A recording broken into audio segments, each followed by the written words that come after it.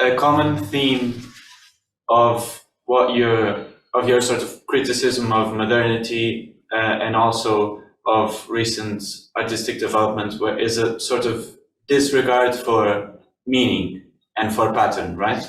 So Well, there's both. There's actually like a hyper pattern, you could say, a pattern that is so abstract that it almost no one cares about it. Because a yeah, lot of the modern, yeah, and then there's the opposite. Then there is also like anything goes, whatever you can do. So both these seem to happen at the same time. okay. So what I was thinking was sometimes when, let's say, a person whose outlook of the world, maybe a Christian, that sees meaning and pattern in the world as something objective that exists and that reveals a truth that is there independent of me. Um, a, a conversation between this person and a person who is a complete relativist, for example, and doesn't believe in any meaning or any pattern. Um, Usually, what I find when I have those conversations is the person that doesn't believe in any sort of pattern feels very much restrained when they are sort of pushed to believe in a pattern.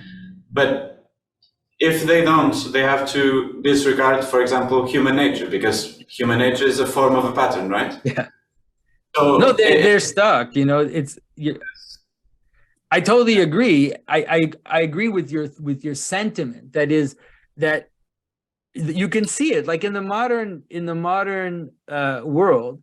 This desire to free ourselves from the pattern has led to things that are so abhorrent and absurd that, for a good example would be, let's say deconstructive architecture in the 1980s and 90s.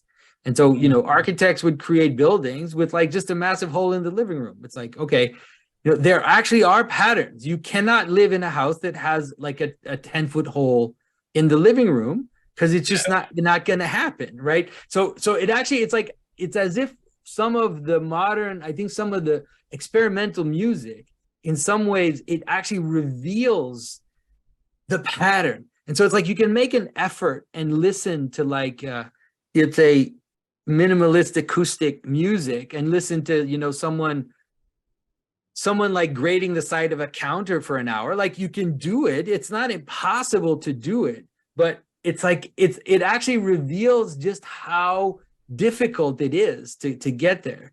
And so we have, for example, like for someone who doesn't think we have patterns, like we have a certain frequency of sound that we're able to hear.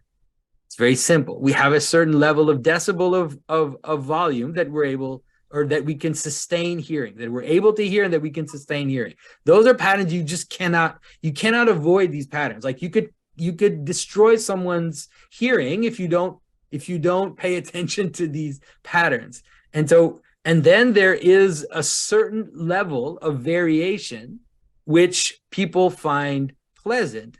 And those are probably they're probably derived from the human voice. They're probably derived from our thousands and thousands, millions of years of hearing human intonation and hearing the space that exists in our intonations. And so they're derivations and probably concentrations and derivations of the possible tonalities in the human voice. And so I don't see how even the most secular person could think that that's absurd. It's like these are just kind of like natural, and you could say something like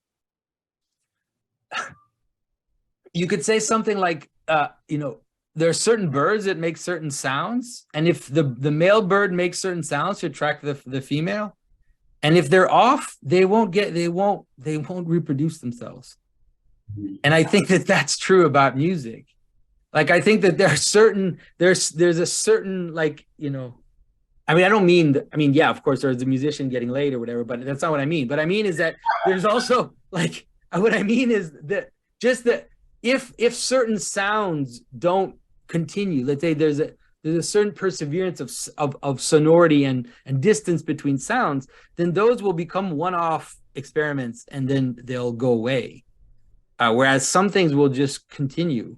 The things that continue is because we like them and we care about them and we want to kind of perpetuate them. So I think that even like from almost like a Darwinian perspective, you can argue for patterns.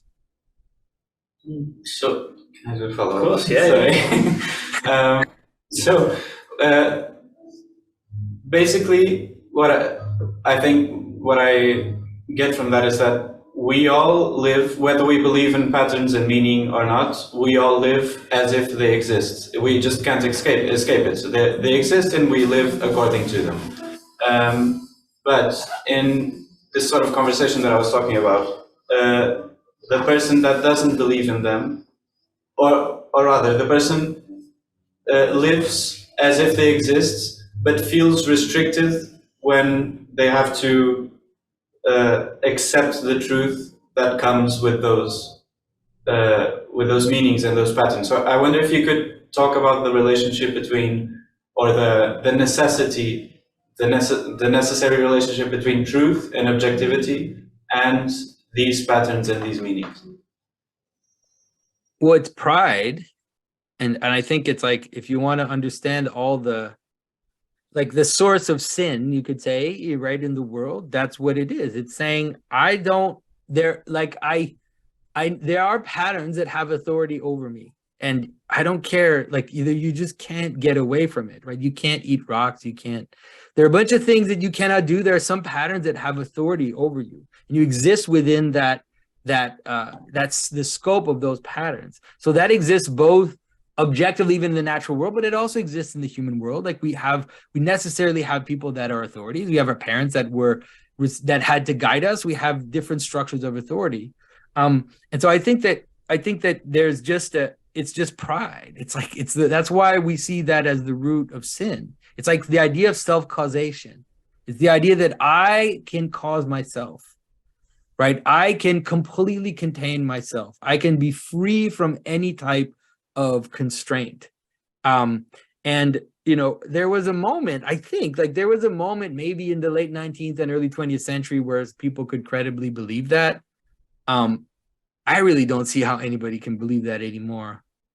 Because one of the things that happens too, which is hilarious, because like in the early 20th century, really, I mean, I can have sympathy for them. Like I have sympathy for the artists in the early 20th century. They're like, we've got this, we're going to do this. But then whatever happened between, like, let's say 1900 and maybe 1925, maybe, I don't know, in music, but in art and visual art, it's like, then that set up a new way of doing that nobody has changed. It's like experimental music or experimental art is no different now than it was in like 1920.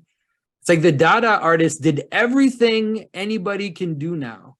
It's like not explicitly everything, but every idea that any contemporary artist has, installations or whatever, or breaking these rules or whatever, or art that doesn't last long, that it's like all this happened in 1920. And so what happened is, like, even the counterculture, like even the people that wanted to like break all the patterns which rule over us, created a kind of weird anti-pattern that now people just follow. It's like ridiculous. And so, it's like, who's more conforming? Someone who goes to church or a punk rocker? I'm not sure which one is more conforming. Like they both have uniforms. They both, you can recognize them. You can, it's just that one is like a kind of anti-pattern, but it's still a pattern. And so I think that's what happens. It's like, that's what happens with a lot of the contemporary, or the idea of not wanting a pattern, is that what you end up is you create an anti-pattern, which is still a pattern, and you can recognize it, right? You can tell. It's like, yeah, you're just doing it upside down, dude. That's all you're doing. Because you turn something upside down doesn't mean that I can't still recognize it. It's still recognize it.